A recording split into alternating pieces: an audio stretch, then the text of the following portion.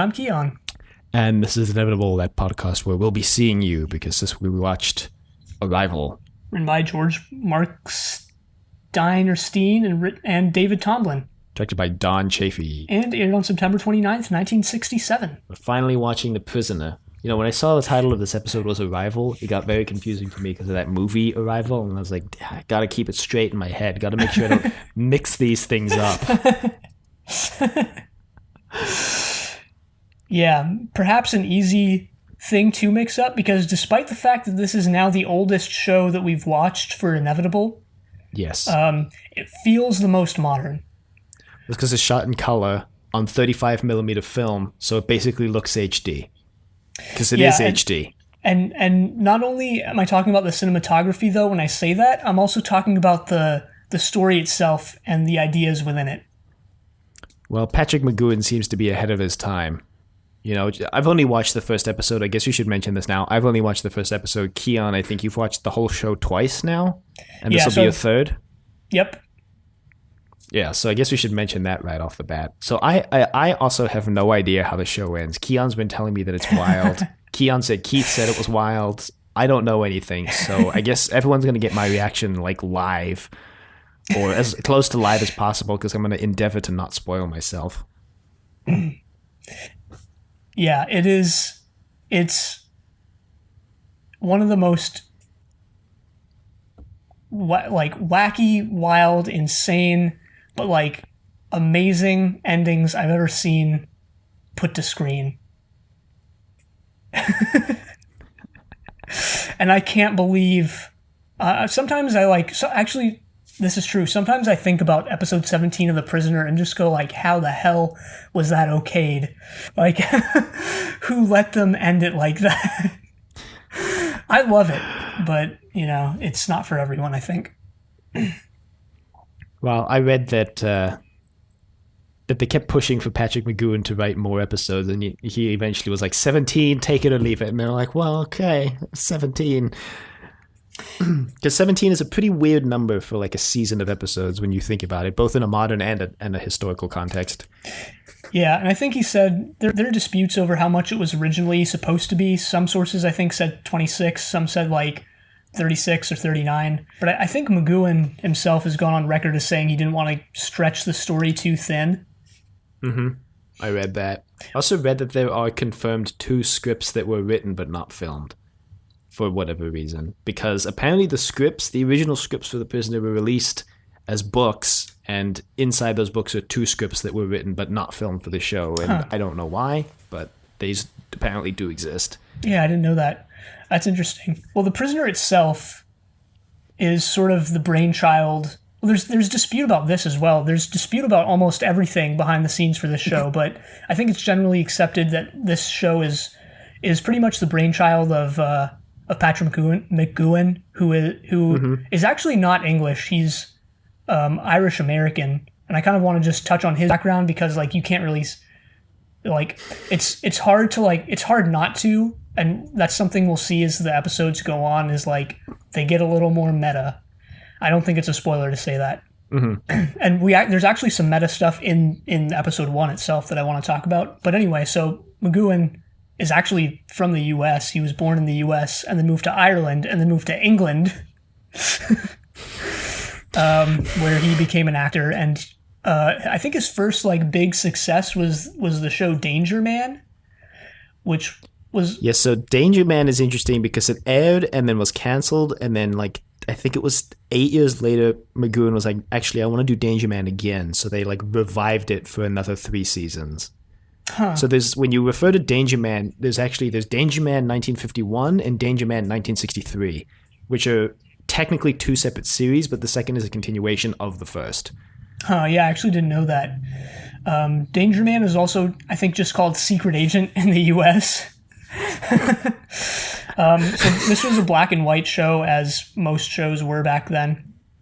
The Prisoner is actually the outlier for being in color at this time. Mm-hmm. And being shot on film. Yeah. So as far as I know, I haven't watched Danger Man at all, but as far as I know, it's like a very straightforward, like James Bond style spy series with Patrick McGoohan what I read. playing the secret agent.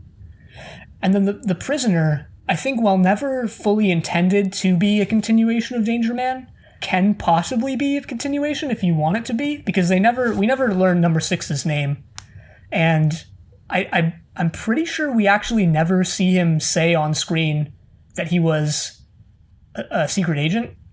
It's just very heavily implied. So if you want to think that this is the main character of Danger Man, then I guess you can.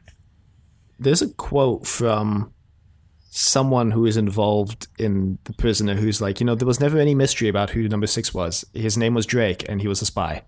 And like that basically for many people confirmed that this was a continuation of that series. From what I was reading, some people believe that the reason why they didn't just outright call him Drake was because the people who created Danger Man actually, it wasn't Patrick McGoohan or the other guy who was involved in creating The Prisoner, whose name I forgot now. David Tomblin? Was that? David Tomblin. Like, the people who created Danger Man weren't the people who created The Prisoner, so the rights to the Drake character and name belonged to the people who created Danger Man, and they didn't want to, like, infringe on that. That's, like, a theory I've read, but again, allegedly, like Kiyan said, everything here is, like, disputed, so... Yeah. But as far as, like, headcanon goes, people nowadays are totally free to think that this is the same character, since we never learn Six's name. Yeah. I discovered there's a surprisingly active Reddit community for The Prisoner who just did a rewatch, and someone posted a thread a couple days before when we were recording this, but when this goes out, it'll probably been a month ago now, where they had apparently heard rumors of like an actual spy community that MI5 spies used to retire to in the late 40s, 50s, and 60s, that he thinks that maybe McGoohan used as inspiration for this series. And a lot of the comments are like, yeah, I've heard that. Like, I've heard those rumors too, but I don't think there's ever been any like concrete proof that was a place that existed. Well, whether or not it did, McGoohan has gone on record saying that exact idea is what inspired The Prisoner. And again, there's dispute about this because there's a ton of dispute as to where like the idea and characters of The Prisoner even come from. But I believe it was McGoohan who said, like, during the production of Danger Man, I had this idea that John Drake would get captured and brought to a village. So McGoohan said that he had this idea that John Drake, the character, would have an idea for a village that secret agents would be like retired to and would be brought to when they're done being secret agents to protect like government secrets, and they would be kept there and as prisoners, and that like what he wanted to explore a story in Danger Man where John Drake finds out that his idea has actually been put into practice and he has to take down the system or whatever. Mm-hmm. That never ended up happening on Danger Man, but obviously something along those lines is what's going on in The Prisoner. Right. Right. So even more connections there.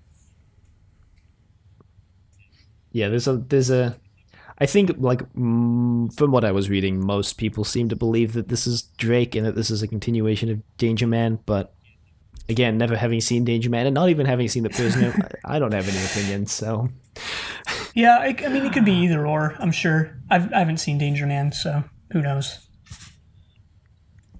Yeah. Well, so when I was looking up this information, a lot of the information, at least on Wikipedia, and a lot of the information actually elsewhere, cited this book which is called the Prisoner, the Official Production Companion, I think. It was written by someone named Andrew Pixley, who I'm going to talk about in just a second, but was published as part of the 50th anniversary re-release of The Prisoner, so in 2007. Sorry, 2017. Or maybe it was the 40th anniversary. It was somewhere in that decade between 2007 and 2017. So like this millennia, published as part of an anniversary set. And so apparently Andrew Pixley like meticulously researched the production of this show and wrote like a chapter for each episode. Like individual episode has a whole chapter dedicated to like who wrote the script and who filmed it and when and what day. It's basically like Shannon Sullivan, but if it was a book and for The Prisoner. Anyway, I've ordered a copy of this book at great personal expense. And we'll see if it arrives. I'm keen to see, one, if it arrives, and two, what's actually in it, because it seems somewhat difficult to acquire because it was released as part of this box set with Blu-rays of the series, so it hasn't been separated from the Blu-rays in many cases, and I think the people who own the book probably own it with the Blu-rays and don't want to get rid of it. Right. So, but in my endeavors to find a copy of this book, I stumbled upon blog posts. So apparently Andrew Pixley still writes, actually, this year. He writes an article every week at this blog that I think is called like CTC, but it's a blog that is part of an institution that basically tries to look at television and television media critically. Kind of like, if you were to write a critical essay on a book, they kind of try to do the same thing about television media. Mm-hmm. And so he writes blogs on the blog part of it, but they actually have like proper papers and like a proper publication and everything. But he writes these blogs, and I looked through the ones he's written, and they actually they seem really interesting. So the first one I'm going to mention is one that he writes. The blog is called Village People, and it's about, actually, in 2019, an ITV series was released called The Village. And it follows, I think, 16 people who live in Portmanteau, where this is filmed. Hold on, I wrote it down. Portmanteau is like a... Yeah, Portmanteau is a literary term that I'm confusing the name of the town with now. I wrote it down somewhere in my notes. Oh, Port Myrion. It's spelled Port... Portmeiron. Portmeiron? It's Meiron. Yeah, Meiron. Portmeiron or something like that. Portmeirion. Anyway, it's about 16 people who live there. Because it apparently became a really big... It's in Wales. Yeah. It became a really big tourist destination after The Prisoner came out. Yeah, there's still... Andrew Pixley himself spent his honeymoon there. Yeah, there's still like annual prisoner meetups there. Yeah, so what was interesting about... He talks about this series, and what I found interesting... I might go track it down when we finish, because it sounds interesting. He just follows 16 people who live there and try to maintain the city as close to the original architect's vision. And one of the people they follow is a painter, and he talks about how sometimes they may not have a lot of documentation for what the original color of a building was, so he actually goes back and re-watches episodes of The Prisoner to see what color the buildings originally were when the town was built. And he uses The Prisoner as like an archival form to track what the village used to look like. Yeah. Because it's so meticulously filmed, which I thought was really interesting. Yeah, even more meta stuff that's still going on even well after Patrick McGowan's death and The Prisoner being over. Yeah. Mm-hmm. He writes another blog post called When is a Book Not a Book, which basically talks about how he stumbled upon a bookstore that was selling The Prisoner official complete production guide in the bookstore, and he said that book is actually not a book in his eyes because it serves as kind of an epilogue to the series and was published with a box set of the series. And he talked about how it doesn't stand on its own without the series, and therefore he doesn't consider it a book. It's an interesting read. I don't know if I agree with it, but an interesting read nonetheless. Yeah, I'm probably going to read every single article that he's written now that you are mentioning this site. Yeah, I'm gonna link the ones that I looked at in the show notes, and people can be free to browse the site because there's some interesting stuff. And then the last one he writes it's called Well Out of Order, and it's interesting because he actually puts the introduction paragraph to this blog at the end of the blog, because the whole point of his blog is that it doesn't matter if TV shows aired out of order. Like, the order doesn't matter, even though him and his wife like to sometimes watch television shows that aired out of order or later than they were supposed to, and try to discern like, oh, where does this fit in? Interestingly, he doesn't mention The Prisoner in this article, which I feel like would be an easy candidate for this article. But anyway, but in the comments, someone commented and asked him, like, can you explain like what's going on? Like, was ITC and ATV, were they the same thing? Because The Prisoner is an ITC production. Mm-hmm. So anyway, Pixley gives this pretty good, I think, explanation of this whole situation, but he caveats it by saying that the licensing system was very confusing, and he himself is still reading about it, even though he's written multiple production guides now, not just for The Prisoner. He wrote one for UFO as well, for example. But he writes this comment, and it's pretty long, so I'm going to skim through parts of it. But he talks about, in the UK, commercial television got going in 1955. The Independent Television Authorities, which is ITA, allocated franchises to companies in different parts of the country. And then the companies would broadcast and make programs, and then they would also, quote, sell, unquote, programs to each other, some of which would be broadcast at the same time and, quote, networked, unquote, and buy in programs from different regions, as well as importing film series, mainly from the USA, the subject of my abandoned MRes studies.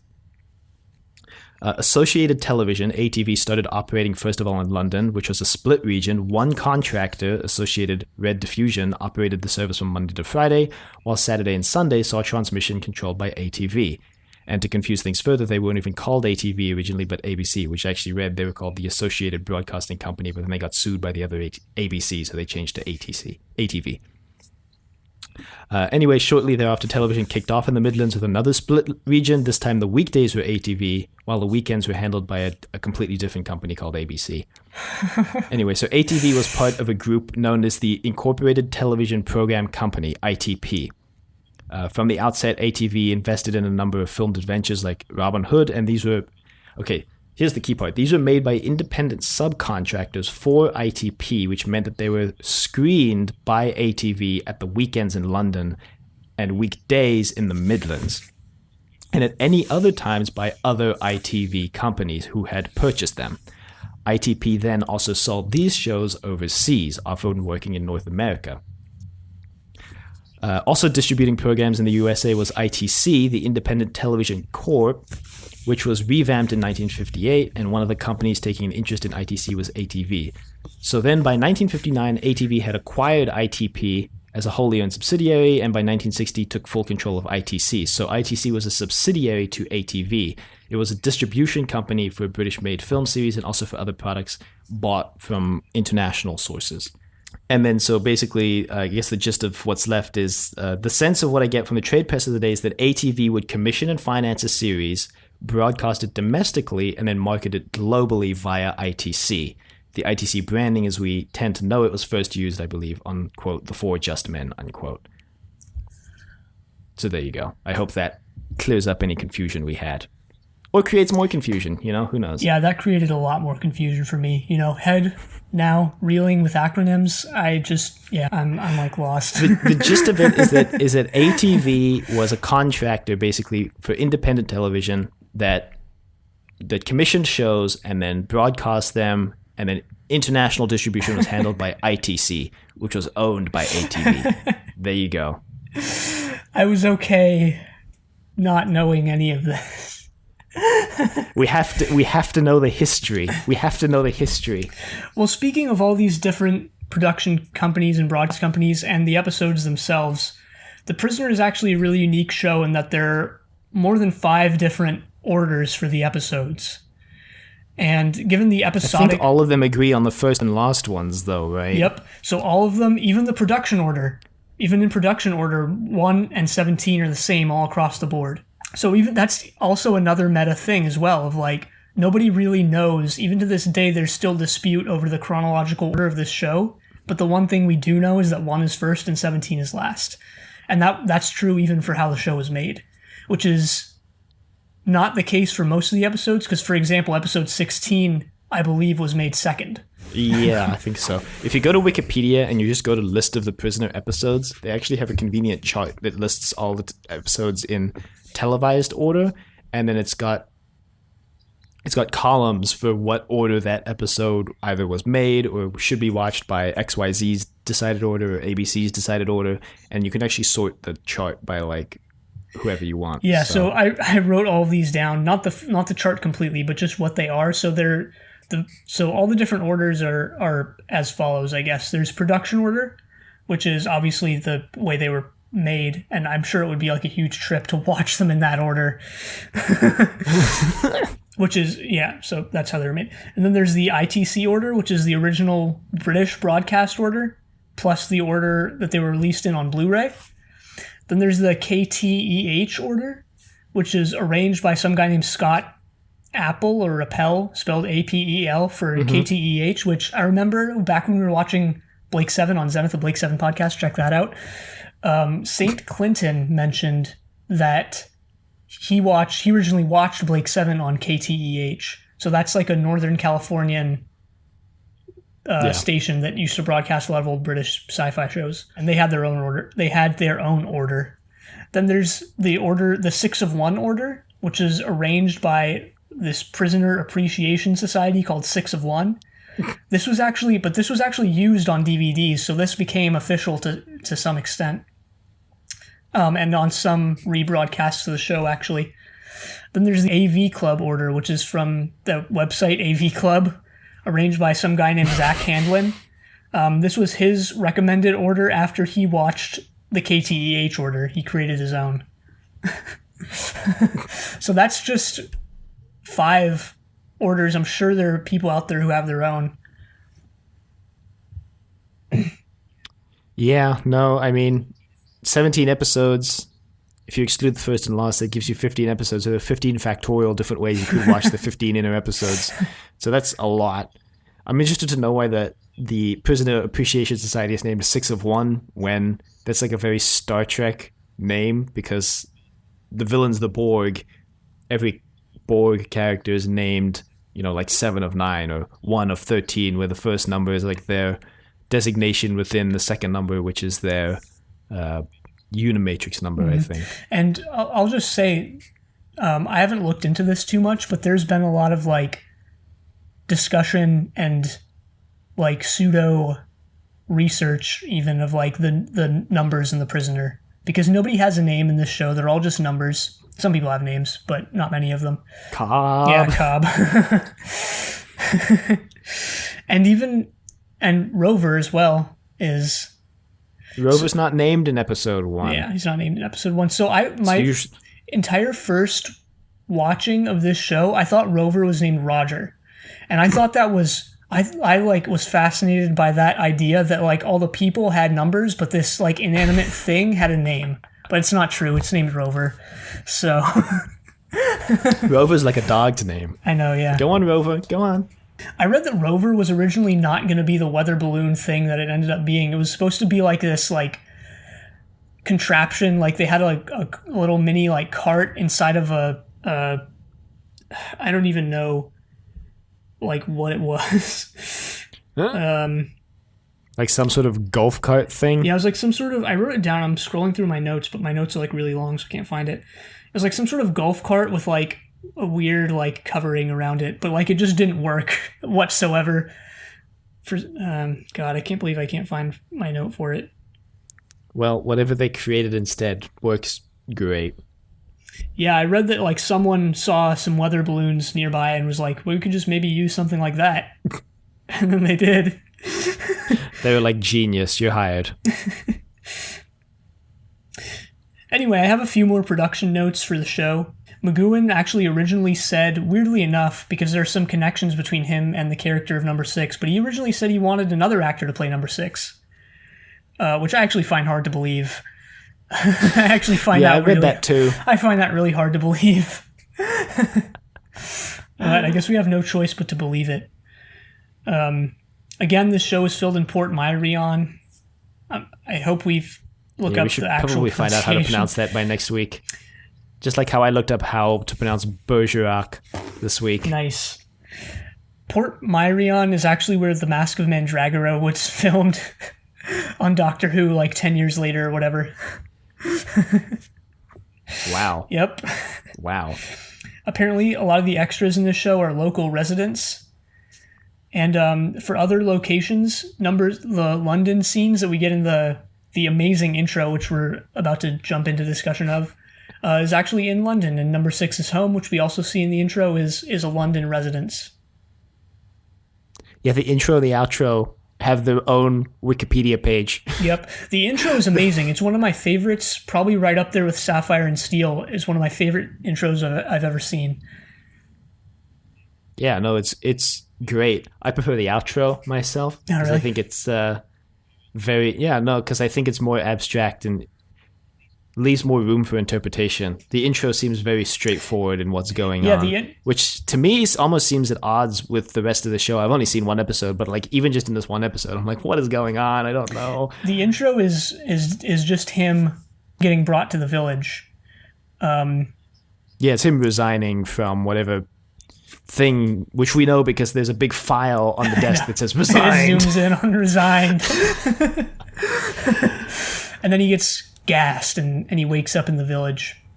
But something I didn't notice until my second watch of the show is that it's almost as if every episode he gets brought to the village again. That's not the case, obviously, because there is some continuity between the episodes. We know that, there is a linear sequence, however hard it is to figure out the chronology. There is a linear sequence of episodes.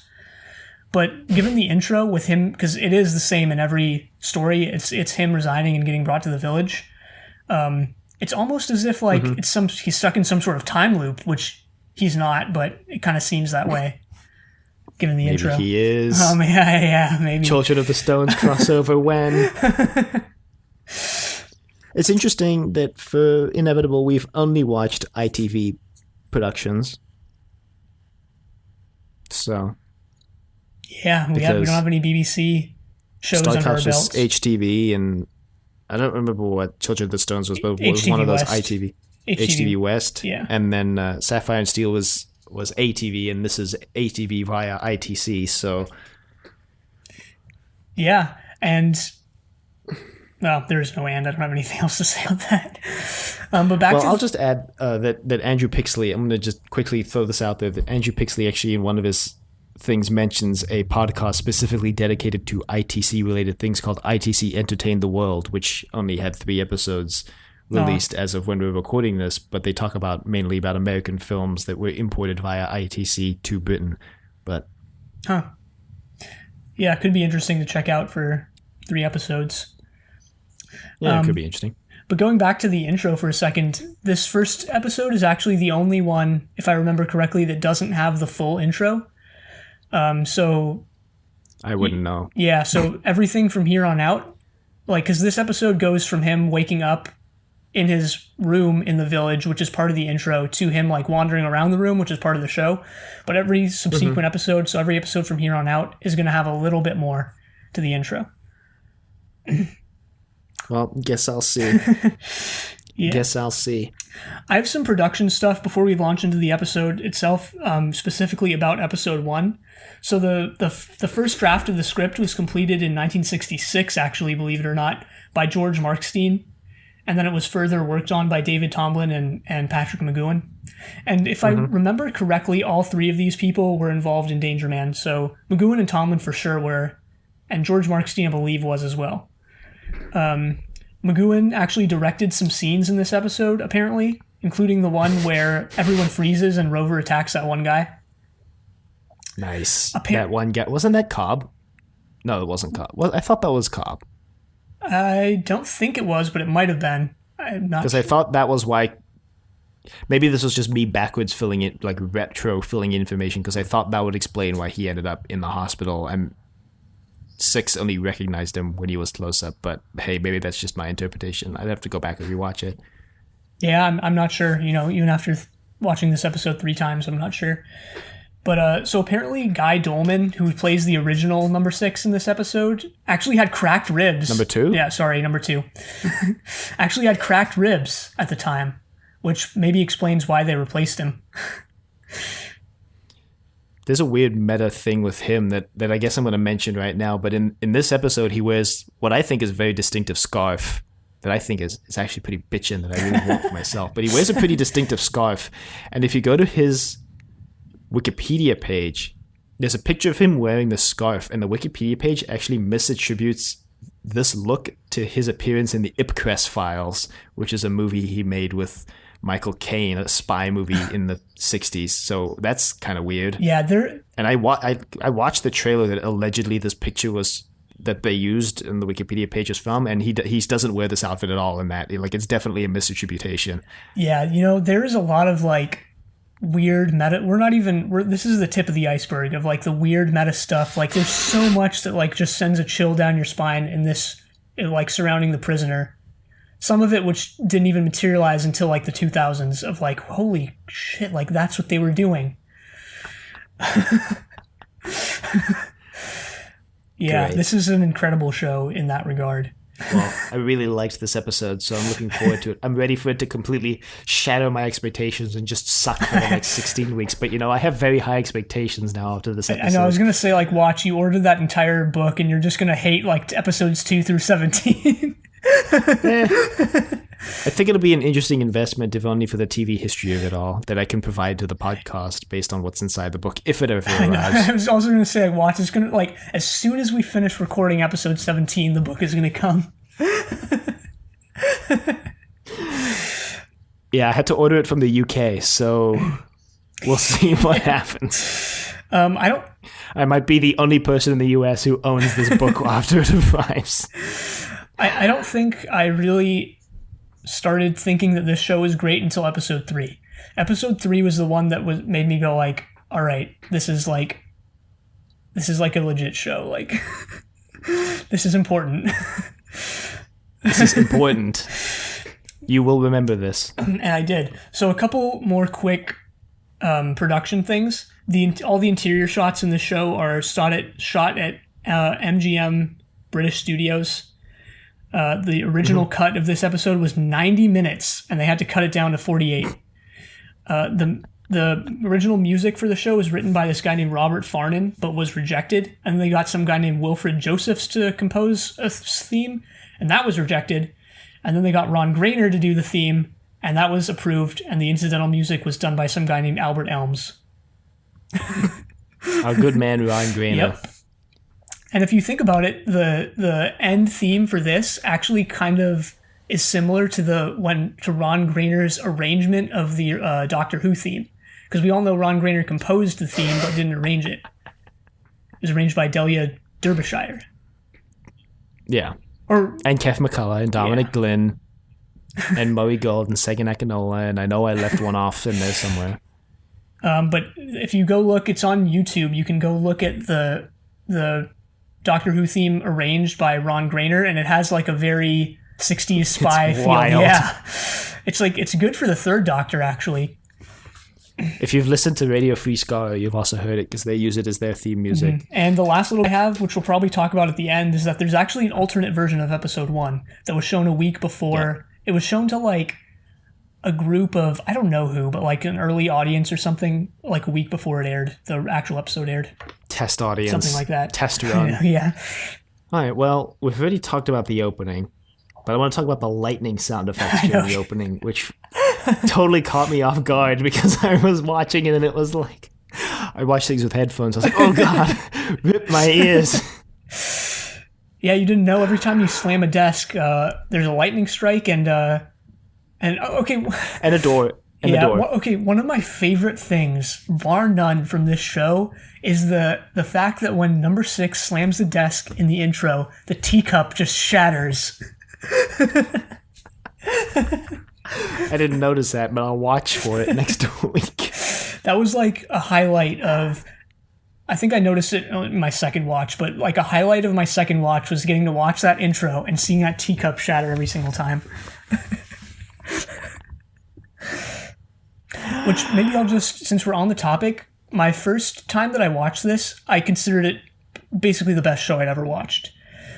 My second time through, I guess I had a more critical eye. I do think there are some episodes that are subpar.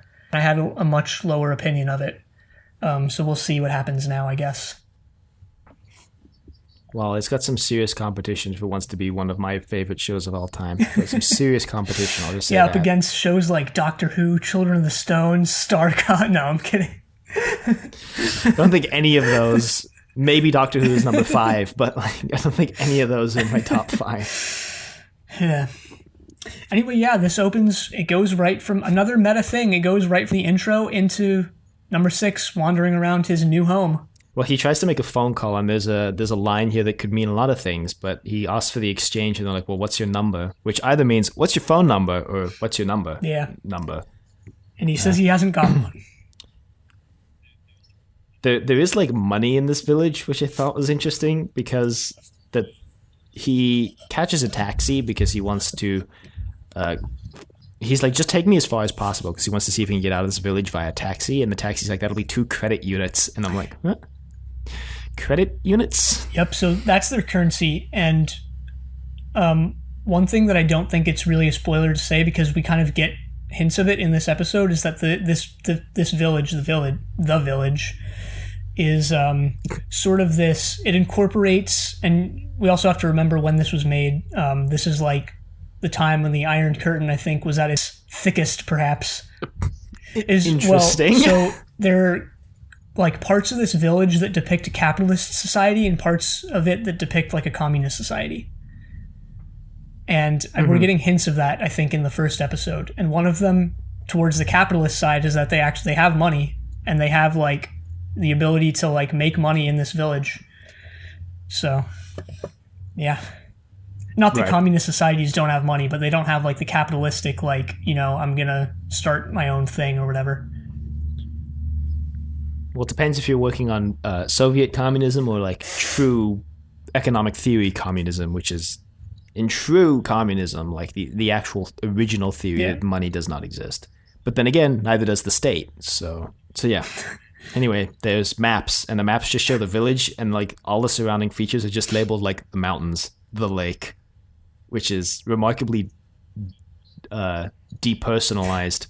It also means that number 6 has no idea where he is. It's true. He could be anywhere. Maybe he memorized Google Maps though, and just has like satellite view embedded in his brain. And now knows where he is now. Yeah, it knows where he is. I don't know. I'm kind of extremely curious because we didn't mention this, but AMC, the TV channel, remade, or did an American remake of The Prisoner in 2009. Yeah, it was 2009. I want to say it was. With Jim Caviezel as number 6 and Ian McKellen as number 2. And I'm very curious to know how they made it work in this era of like smartphones and computers. Yeah, maybe that's a show we'll have to watch. Or if they made it work at all. I've heard some bad things about the remake series. I've heard mixed things from what I was reading while looking at production for this, that some consider it snappier because it cuts it down to, I think, 8 episodes. Like, it basically cuts it in half to like 8 episodes, even 6, I think, maybe, episodes.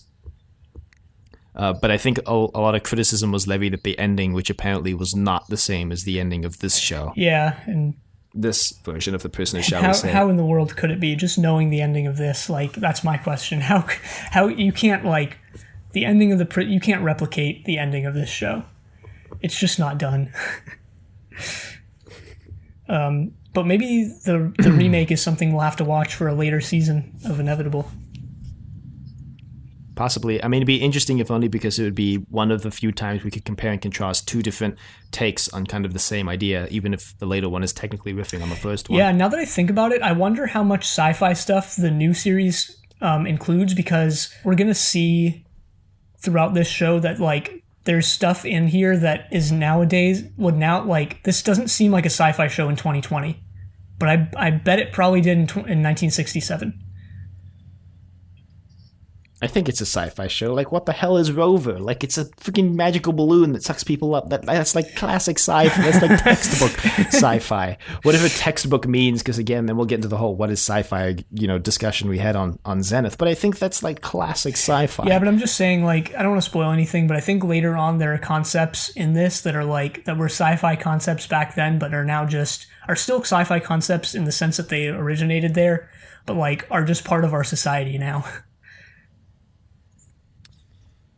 Yeah, we'll have to see. We'll have to see if we ever watch The Prisoner 2009 as well.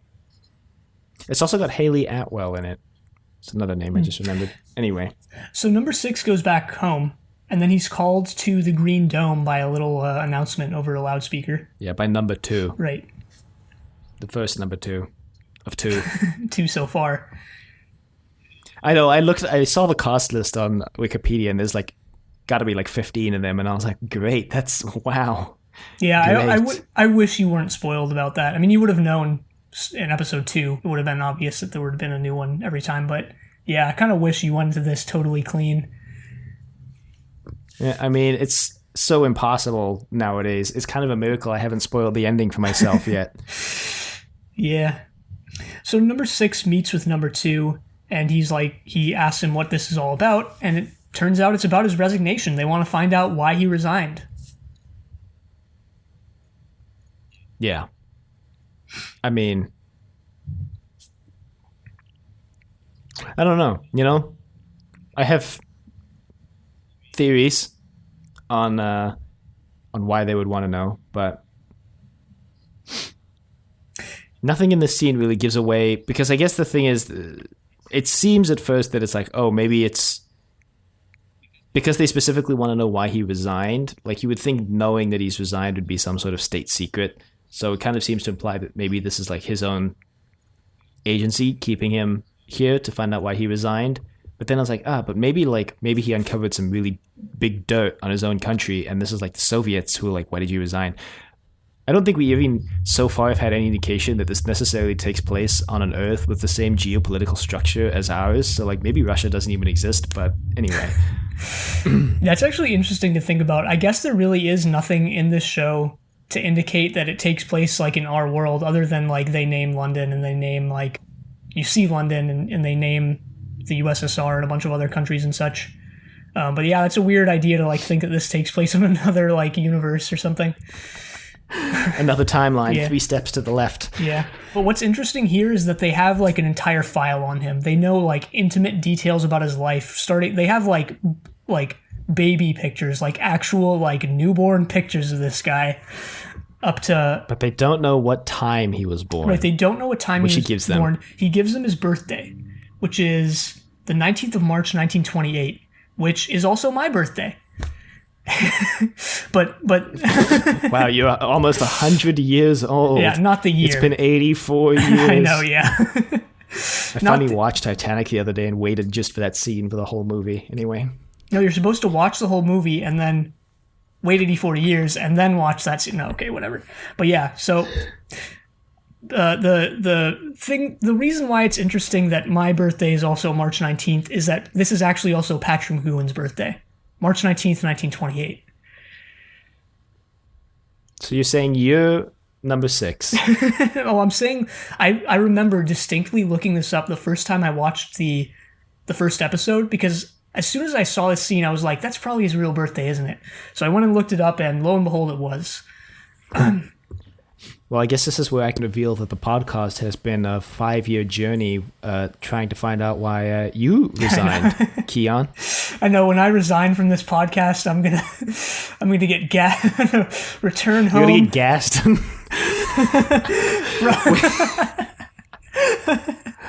You'll wake up in a podcaster's version of the village, which will be staffed by people we've met over the years who have run this podcast.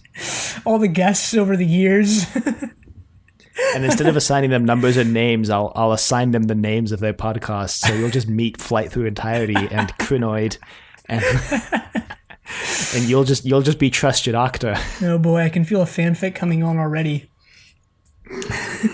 But so what's interesting here about the whole file they have on him is that they know everything about his life.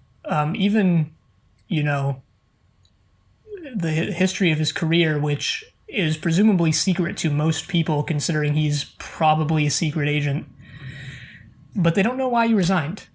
So right away, I think it'd be really funny if like 6 was just like an accountant with a really menial task who staged a really like over the top resignation, and then just woke up in this village, and it turns out they got like the wrong guy or something. They just got like a completely random accountant who has no idea what they're talking about. Well, I'll tell you one thing that does visually indicate that he was someone important is that he works in the vicinity of Buckingham Palace, which we see in the intro, I think. Mm-hmm. So that's kind of an indication there.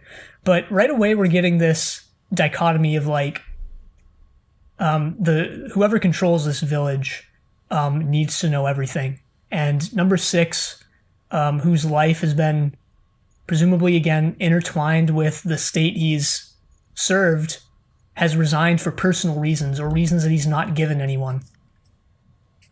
And they need to know. Right. Even if it's something, menial, they need to know. So this seems like a bad way to go about this, because presumably whatever he resigned for, like just coming out and being like, why did you resign, would like certainly indicate, depending on the severity of what he found out, that this village now is involved in some way potentially with what he resigned over, which like they kind of play their hand a little too soon, in my opinion. And, you know, if I was running this, if I was number 2, who seems to be the one in charge for this, as far as I can tell, if I was number 2, I would be not telling number 6 that's why he's here. You know, you gotta let it simmer for a while. You need a little simmer. Put it on a low heat. Throw a little olive oil in there. Yeah, they do kind of. Number 2 definitely does, like, literally just bring him in within the first few minutes of him being there and be like, all right, this is what you're here for. We need to know. Unless that's all a ruse. It's interesting because this whole episode gave me vibes of a Star Trek episode, which is weird. It's an episode where Captain Picard gets kidnapped, and they tell him like straight up, like, we want to know like all your military plans against our alien race. Like, we want you to tell us everything. So I'm not going to tell you. So after he tells them he's not going to tell them, they then proceed to try break his mind every day by bringing him into a room, and there are four lights, and I think I've mentioned this on Trust Your Doctor before. There are 4 lights, and the guy asks him, like, how many lights do you see? And Picard says, I see 4 lights. And the guy goes, no, there are 5 lights. And he just keeps going with that every day until they try and break Picard to convince him that what he sees as reality is not true. Mm-hmm. And I got heavy vibes of that throughout this entire episode. So I'm very curious to see what's going to happen with that. Yeah, there's actually a lot that I could say about that, given where this show goes. But I'm going to say none of it. Well, you can save it for later. But I will say that Star Trek episode ends when they get rescue Picard. He goes, yeah, if you had left me for one more day. Well, he actually says, like, to his doctor, he's like, by the end of it, I think I started to see 5 lights. Mm-hmm. And that's how the episode ends. And it's like, whoa, what does that mean? Anyway. So the next thing that happens is that number 6 goes on like a little helicopter tour of the village. Well, because he tries to steal the helicopter, doesn't he? Like, to escape. And then they bring him back because... That's at the end. They remote control the helicopter to bring him back. Right now, he's on the helicopter with number 2. Nice. Okay. Yeah, that makes and number sense. 2 is like showing... Just checking my notes. There's a lot of helicoptering in this show. Number 2 also reveals to number 6 that they have like a council in the city, in the village. Democratically elected council. We don't see any election take place in this episode, so I wonder why number 2 gets replaced. We'll have to see. They have like a little senior citizen area as well. With an old ex-admiral playing chess. Yep. Number 60? 68? I don't remember. Neither do I. I think he comes back. I think he's in a few other episodes, if I'm not mistaken. But I don't remember. Yeah, I don't know if he comes back, but I just realized that the Wikipedia page lists their numbers. So, number 66. Yeah.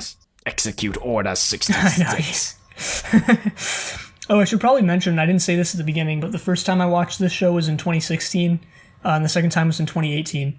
So keeping it up now in 2020, watching it every 2 years.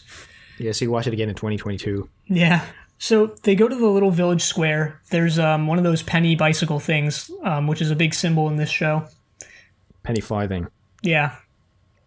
And there's a like fountain area and such, and a little stage, and suddenly everything freezes. Because it turns out some random guy is trying to escape. Now. My interpretation of this scene has changed over the times that I've watched it. So it's either this guy is trying to escape, or this guy knows something that he shouldn't, or he's done something he shouldn't have done, or like there's an order to freeze and he doesn't freeze, and because of that he gets killed. Mm-hmm. And see, my retroactive interpretation of the scene, in the interpretation where I still think that this is Cobb, is that this whole thing is being staged to demonstrate the rover to number 6.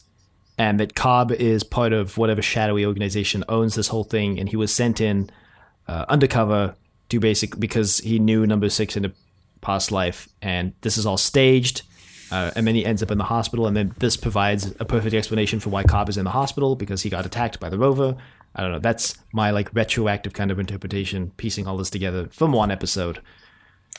Yeah, that makes sense. I really like that idea. Again, I would have to go back and rewatch and see if it's Cobb, because I have no idea if it is or not. Yeah, see, I don't know if it is or not. Again, that's like where the theory could fall apart. But I'm gonna pretend like it is until presented with evidence otherwise, because that's what I saw, and Sure. Number 6 goes on like a little run through the village trying to escape, but it turns out they have cameras installed almost everywhere, including in the statues. Mm-hmm. So they know. What is it? 69 cameras or whatever. Yeah. Well, first he goes into his house and like breaks the radio, and there's an immediate like loudspeaker announcement that they're going to come and replace it. Take that, number 6.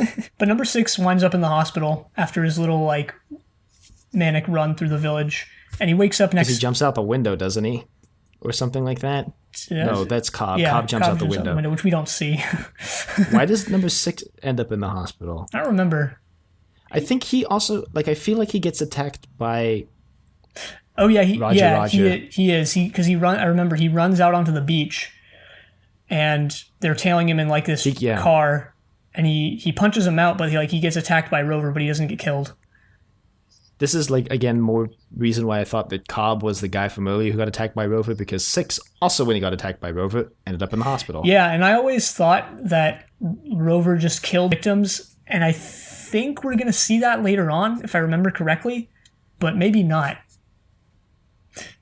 Oh boy. Do we see, now I don't remember, do we see the face like getting encased by Rover with number 6, or does he just like get hit by Rover and pass out or something, or do we actually see that like close-up shot?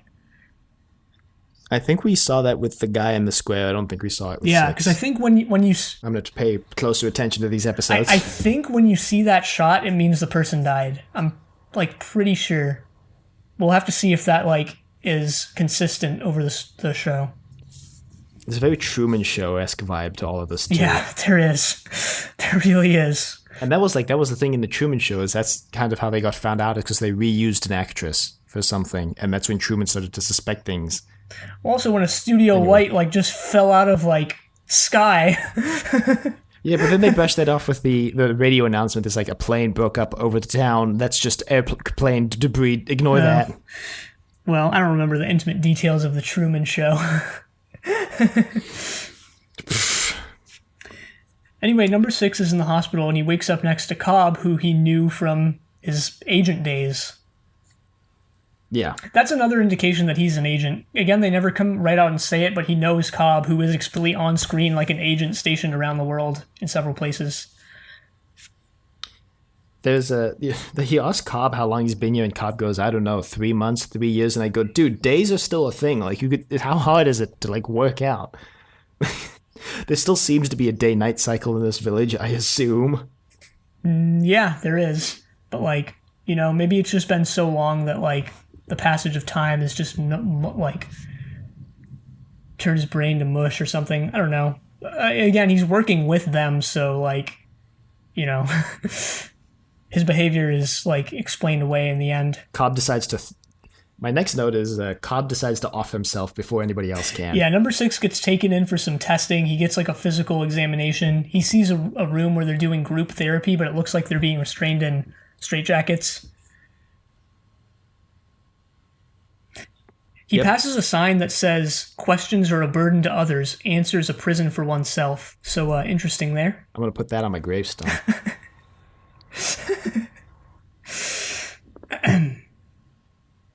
And then he finds out that Cobb jumped out the window. Yeah, which he only gets told, which we never see, which makes it really convenient when Cobb turns up alive at the end of the episode. Mm-hmm. When they discharge number 2, they give number 6. Sorry, they give him a badge that has the number on, and this is how he finds out that he's number 6. I think. Yeah, they all have these little badges with the bicycle on them, and they have their numbers on them. And I'm sure like throughout this entire season, there's going to be so much like number 2, I mean number 6, or like number 6, I mean number 2. Yeah, there is. I mean, there's going to be. Yeah. Like, it's inevitable. Yep. Check out Inevitable at Classics. Wait a minute. So as soon as he gets out, or like the next thing we see once number 6 gets out is Cobb's funeral. So perhaps this is a few days later. Well, actually, he meets the second version of number 2 first. Oh, yeah. He goes back to the Green Dome, and he's like, "You're not number 2." And he's like, "I'm number 2." And he's like, "What happened to the other number 2?" And he's like, "He's been replaced. I'm the new number 2."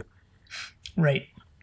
Which kind of introduces this idea that the numbers can be reassigned, and the numbers are not unique, which is interesting because it further plays into the like depersonalization that assigning the people's numbers, like the goal of assigning them numbers instead of names is to depersonalize them. So the idea that numbers can even be reassigned makes them no longer unique even to a person. Right. There's also something we're getting here is that like there's some numbers that work for the village, and there's some numbers who are prisoners. So number 2 always works for the village, yet some of the other numbers have their own almost free will where like, you know, they are assigned a number, but they also like are a double agent type thing. And most Number 9 seems like she can just do whatever she wants. Yeah. Number 9 is the woman who's Yep. crying at the funeral. Yeah.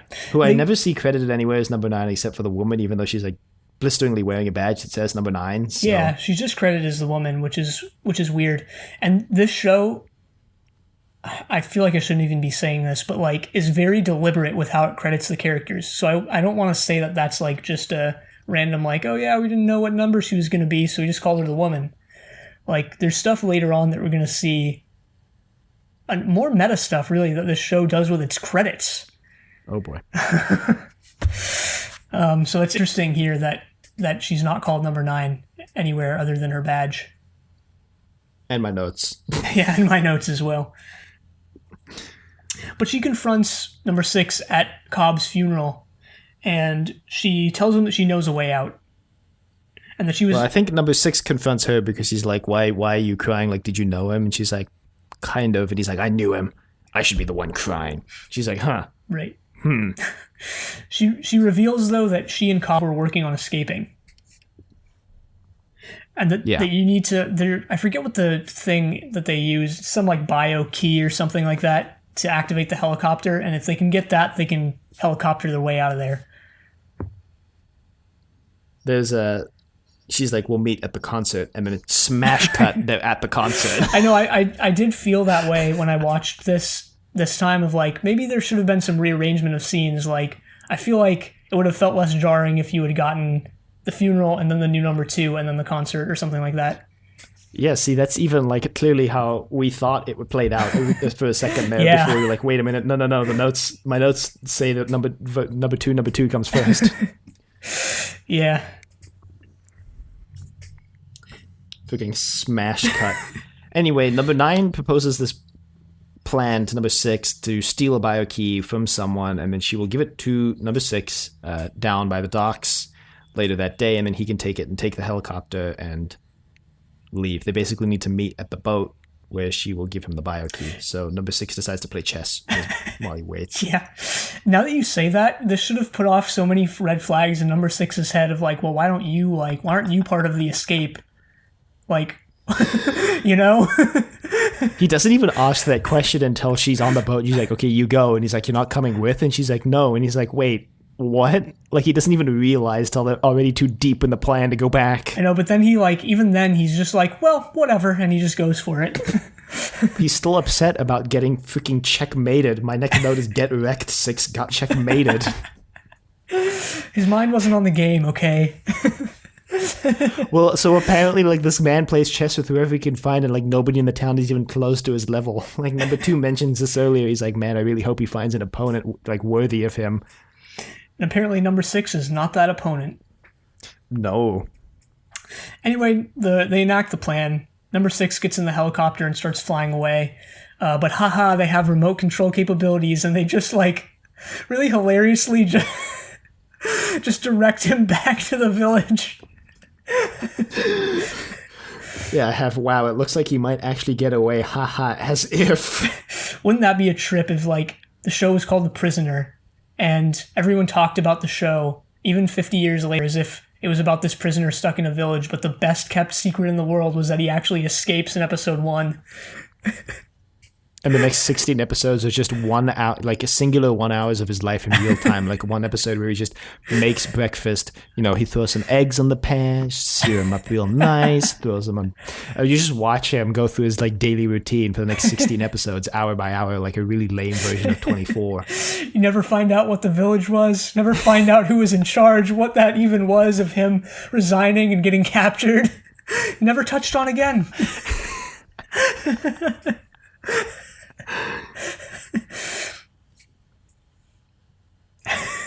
Oh man. So number 9 is like running back up into town, and she gets stopped by number 66, who's like, "We're all just pawns, my dear." And I'm like, that's a little on the nose. That's a little on the nose. Yeah, a little.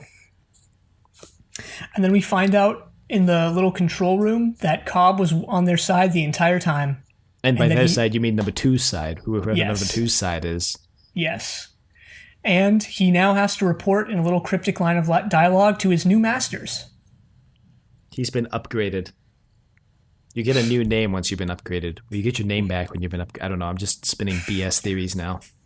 I think, do we see it here, or am I just remembering from the last time I watched the show? Do we see that, like, spinny, like, teeter-totter thing that, like, is the surveillance control center for the village? Yes. Yeah. I believe we do see it here. Yeah. Cool. I thought I was actually going to mention that set as being like one of my favorites from this episode, and an indication of the really high production design that this show clearly has. Yeah.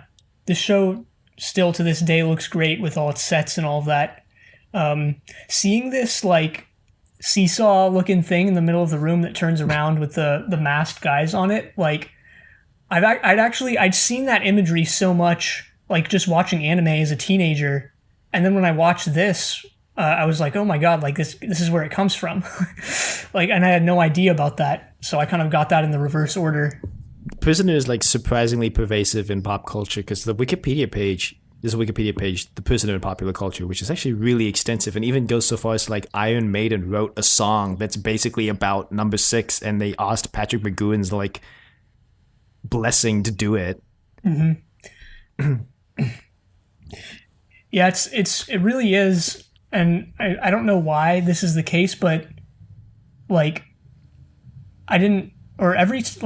both times that I watched this show and now going back into this one, I had to be reminded how prevalent of a show this was.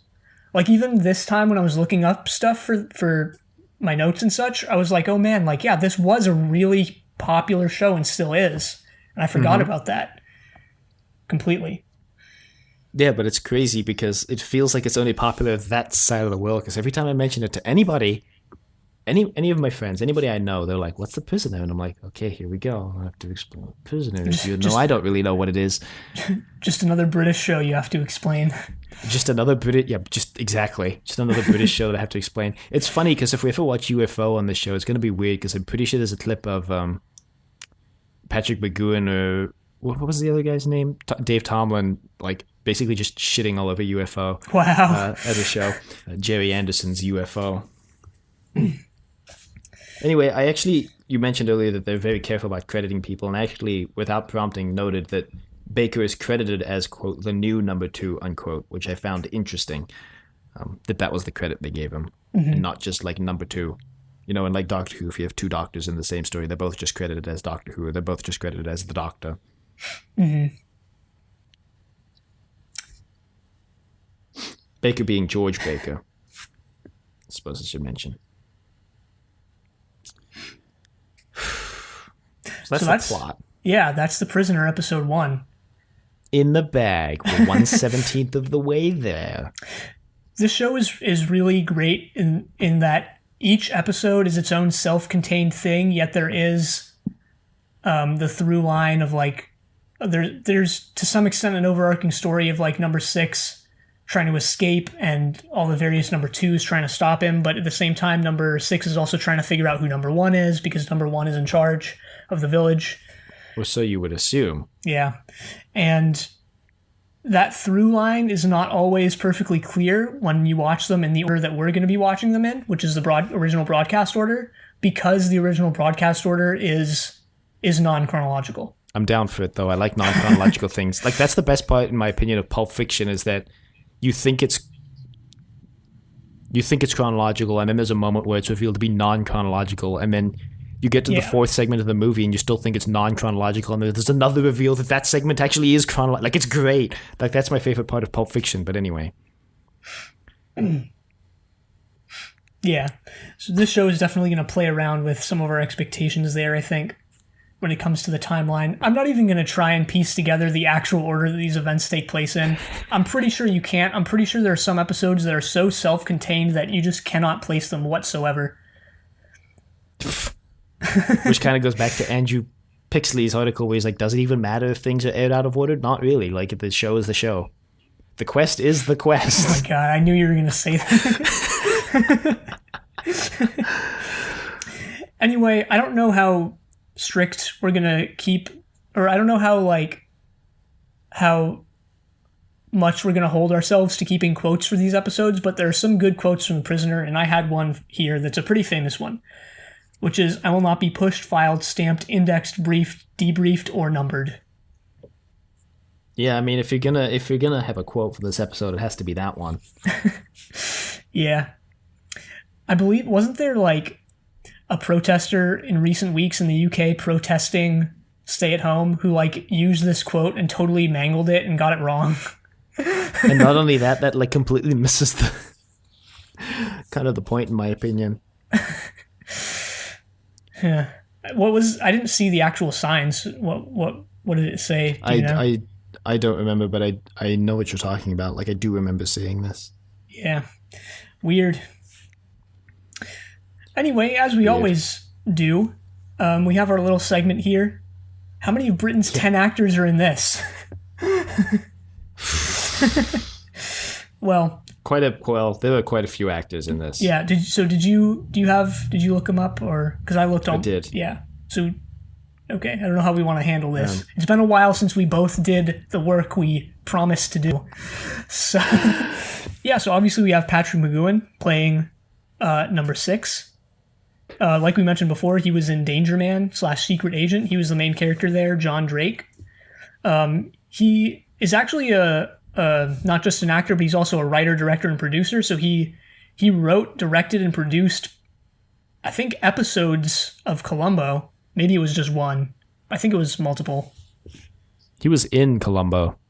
Oh, was he? As an actor as well. Interesting. Yeah, I think after this, his like notoriety increased as like being a writer as well as an actor and a director and producer, because there are episodes, I think it's like episode 8 or something, is fully written by Patrick McGoohan under the pseudonym Patty Fitz. Yeah, there were 2 episodes written by Patrick McGoohan, both under pseudonyms. And I think even the episodes that weren't written by him, he edited to some extent. Like for this one, he edited this one. And I think he did that for pretty much all of them. Yeah, and the other episode he wrote was episode 17, by the way. Which, if the anecdote online is to be believed, he wasn't supposed to have written, but that he ended up writing for some reason in under half an hour. But he was involved with some Disney stuff in the 60s and 70s, surprisingly enough. You wouldn't think, given the themes of The Prisoner, that this would be a guy who worked for Disney, but he did. Well, I mean, Disney released some pretty dark stuff. The Black Cauldron. True. Treasure Planet's pretty dark. True. Like, the Atlantis is kind of pretty dark, too. Yes. Atlantis is basically the closest they come to actually, like, tackling the idea of colonialism. Pirates, maybe. Perhaps. Yeah, all those movies are pretty dark, but you have to remember, like, the anti-establishment themes of The Prisoner as well. It's true, but it's also like, you know, if you... what is it? I have to be careful how I word this. If you provide the people with what they want to see, they're more likely to follow you. And people like anti-establishmentarianism, typically, but that doesn't necessarily mean they're going to act on it. Sometimes, especially so, if you placate them by showing it on screen.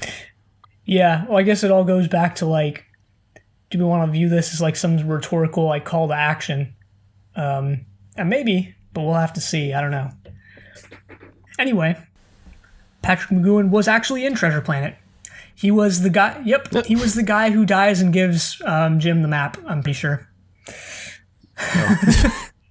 Wow, that's like when we found out that what's his name from A Fistful of Dynamite played Henry J. Waternoose. Oh, James Coburn. Yeah, he's also been in The Simpsons, and he was in Braveheart as well. Oh, and he was in A Time to Kill, which is a movie that we've both seen because we watched it in high school. He played Judge Omar Noose. I don't remember that movie at all, I'm going to be honest. Oh, no. Except that Samuel L. Jackson no, was I'm in confusing that with the other movie we watched in high school. We watched A Time to Kill. We did watch A Time to Kill in high school. Okay, never mind. I'm not confusing No, we did. it. Okay. Yeah. Anyway, yeah, that's Patrick McGoohan. He's been in a lot of other stuff, but I didn't note any of it down. Yeah, well, so then we have the next person I have, because I just went in the order pretty much that they're credited in on IMDb. The next person I have is Virginia Maskel, who plays the woman, number 9, who actually had a really tragic life, I found out. Wow. And this is her second to last role, because in 1966, she gave birth to her second child and started showing symptoms of postpartum depression. And in 1968, she actually killed herself. She took her own life because of depression. She was actually pretty young when she did that. And like I said, this is her second to last role because she only acts in one more thing after this before she takes her own life. Before this, she was in ITV Play of the Week, Sunday Night Theater, and a show called 01, which I noted because it seemed interesting, but I didn't recognize it. And that was kind of her resume before this. Kind of sad because she was a good actor, and I'm sure she had a lot of troubles that she was dealing with. So that was, it was actually really sad to read about that she had taken her own life. Like, I was actually genuinely sad to hear that. And she was in Danger Man too, wasn't she? I have her. She might have been. Yeah, I have her as being in Danger Man. I might have missed that. Yeah.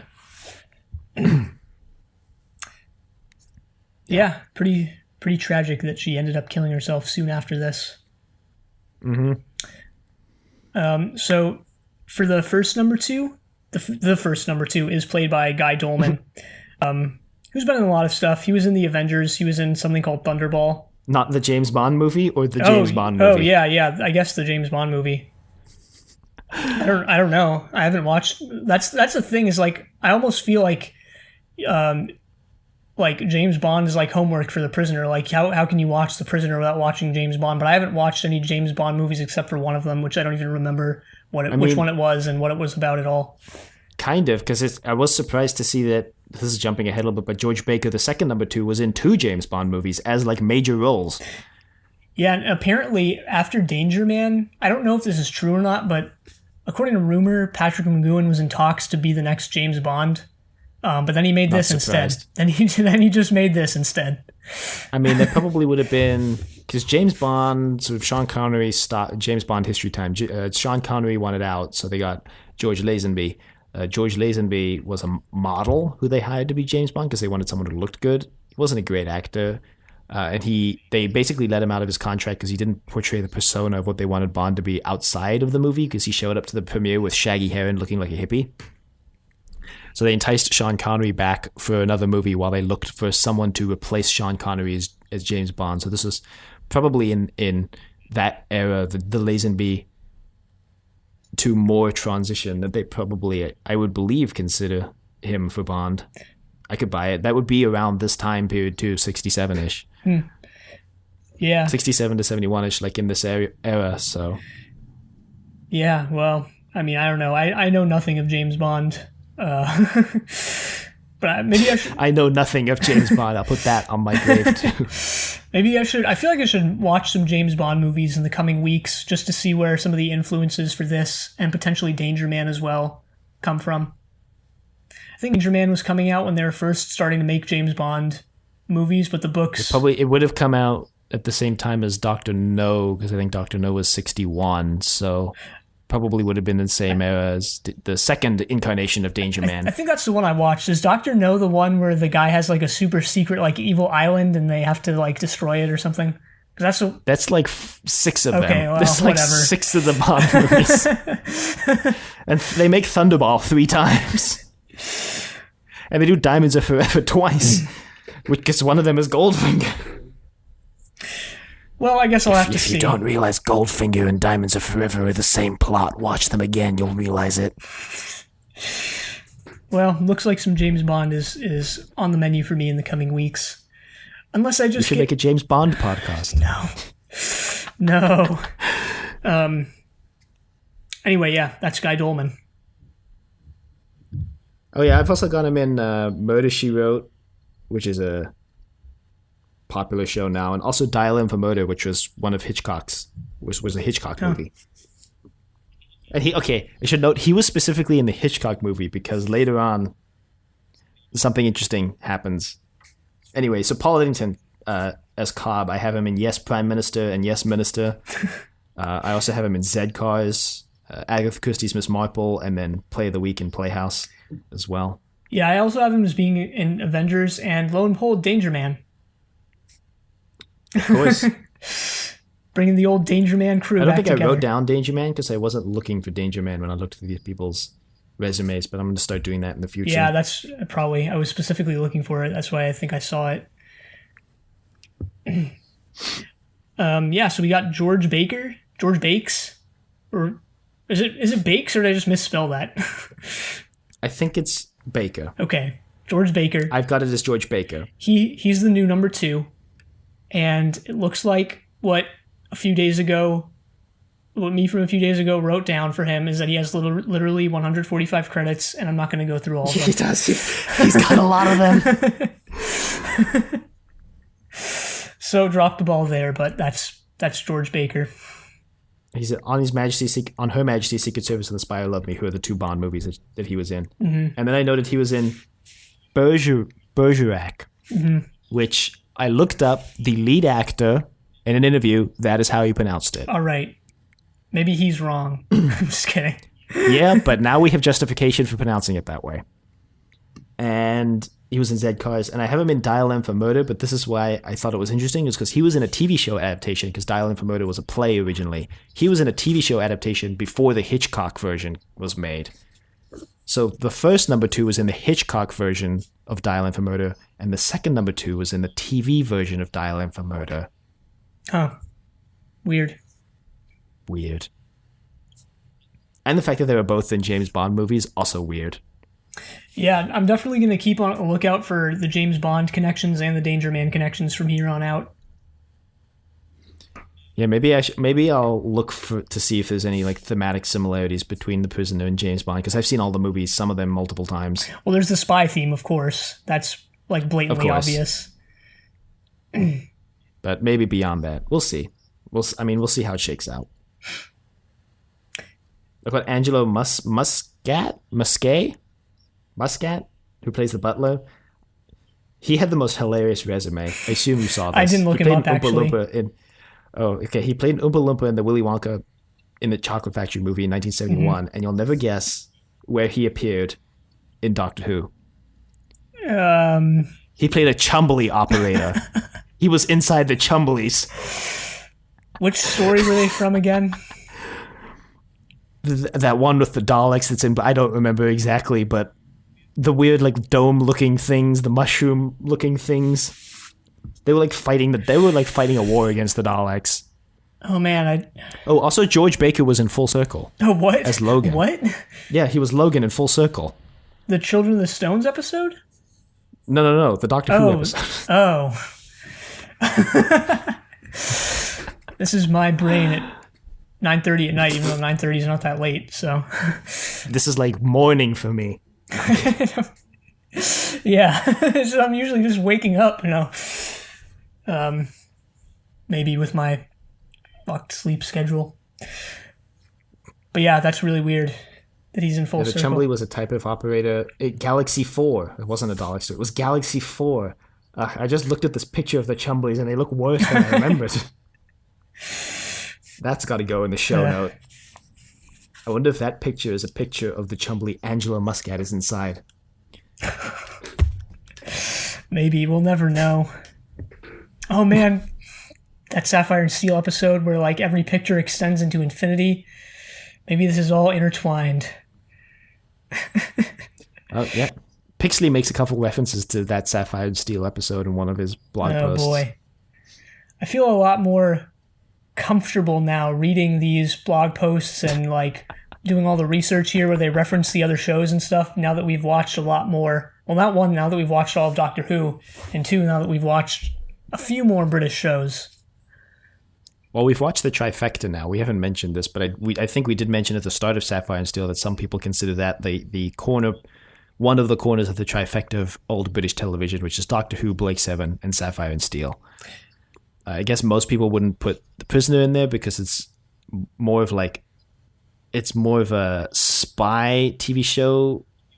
Like if you were to categorize it into a first and second genre spy, second genre science fiction, whereas the other three are primarily science fiction, but hey. Yeah, I think that trifecta also is just talking about the late 70s, early 80s, you know, back when Tom Baker was the Doctor and Blakeson was on air and Sapphire and Steel was on air. Because like there's also Quatermass, like that also I think has a very prominent role in all of this, but that was like way back in the 50s.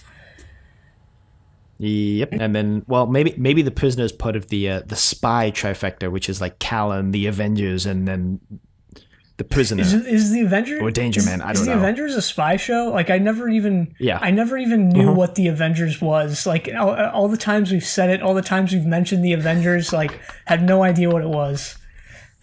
It's a spy show. Oh man, it's a spy show.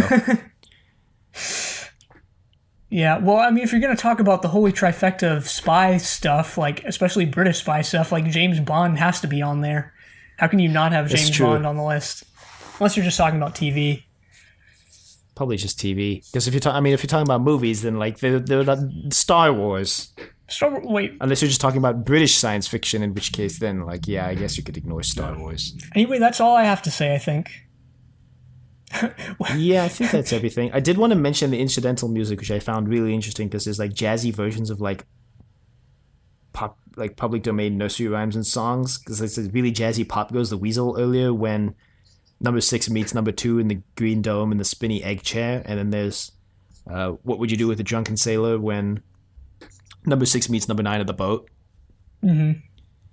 So, I thought that was very interesting, very atmospheric. Kind of creepy in a way. A little bit. It's like these popular kids' tunes twisted on their head for nefarious purposes. Yeah. But I mean, other than that statement, I am also out of things to say. Well, we're not going to introduce a new segment of this show, which is have Kiyan laugh at Dylan's hilariously wrong prediction of who he thinks number 1 is. Yeah, I think we can call this "Who is Number 1" because that becomes a very prominent line in the show later on. See, that statement is interesting because it seems that everybody assumes that a higher number means more authority, which means that Patrick McGoohan as number 6 should have a surprising amount of authority in the running of this thing. And he does not seem to consider that in the first episode, but maybe he does later. Yeah, that's the thing. Well, I'll just say right now, because this is something we can actually discuss, and I don't want to lead you on or anything, because I think the discussion around it, if I say it now, will be beneficial to the podcast and just interesting to talk about, is that like it seems that only number 1 and number 2 are like number 1's in charge and number 2's the second in command. Like that makes sense, but everything from there it seems just random. Who is number 3? Yeah. It's interesting because number 1 is like it's old naval slang for the first officers. Good job, number 1, or would be typically referred to as number 1. Which is weird because that kind of makes sense in this context because it seems that the village is operated by some even higher shadowy organization in which number 1 would be subservient to them too. Mm-hmm. This is also like during this time period, maybe a little later, is coming more into the American vernacular at least with like the Vietnam War and like U.S. number 1, that like slogan that a lot of U.S. aligned Vietnamese used. Yeah. The U.S. number 1, Viet Cong number 10 thing, which basically just meant that the U.S. was great and Viet Cong were not. Which a lot of so original. A lot of Vietnamese people during that time if I remember correctly, used that slogan to like protect themselves, even if they weren't U.S. aligned, even if they weren't sympathetic to the U.S. They would just say that to kind of get U.S. soldiers off their back and such. Yeah, I mean, that makes sense. All right, so the Who is Number One segment.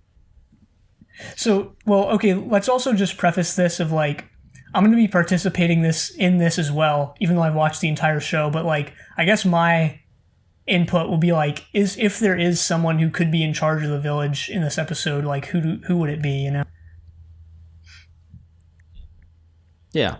All right, well, my guess, see, I think in this episode, if I had to go based solely on the 45 minutes of The Prisoner that I've watched, and the like 4 characters I've met, I would say number 9 is actually number 1. Yeah, that's going to get really confusing in the coming weeks. She seems like she knows something. She doesn't go with number 6. She like, I don't know. She seems like she knows more than she's saying. We obviously find out that she does that because she's in with the command structure somehow, that they hired her for this purpose. But she, to me, seems very suspicious. She seems like she knows more than she's letting on. And if I had to guess right now, lock in my answer, and then never watch The Prisoner again, I would say number 9 is actually in charge. She is number 1. Yeah, you know, that's a good guess. I was going to go with Cobb, but then I remember that he just leaves at the end. So I'm going to have... But he could still be number 1, right? I guess there's no rule that number 1 has to stay in the village. I guess, true, but there's also the line of him reporting to his new masters. Maybe number 1 has new masters. Well, again, like I said, number 1 was always naval slang for the first officer, so they would still only be technically the second in command. So maybe there's something like that at play where number 1 is also in charge, is subservient to someone else. Overall, though, I'm going to have to agree. I'm going to have to go with number 9. She seems like the most in charge in all of this, perhaps even more than number 2. She's definitely the most in on this plan that's going on here. And the first number 2 just vanishes. I wonder if he died, or do they kill the previous number 2? That'd be interesting. What if it's a if you kill number 2, you get to be number 2, and just the people who figure that out are the ones who get to be number 2. We'll have to see, I guess. Like that Philip K. Dick story, Solar Lottery, where the leader of the solar system is chosen by a lottery system, but if you get booted out of the position, you're legally allowed to try and assassinate your successor and take the position back. Whack. Anyway. Whack. No, wait, whack. Yeah, no, I am out of things to say. So if you would like to email us, you can reach us at thedoctor@decadavegetable.com. Questions, comments, concerns, angry rants, love letters, your thoughts on The Prisoner. You can find us on YouTube at Decorative Vegetable. You can find us on Apple Podcasts, Google Play, and Spotify, all at Inevitable, a classic sci-fi podcast. Leave a rating if you like the show. Check us out on Facebook, Trust Your Doctor. Like us on Facebook. Also check us out on Twitter at TYD Podcast, and follow us on Twitter. Next time, we're going to be moving on to The Prisoner Episode 2, The Chimes of Big Ben. But until then, the end.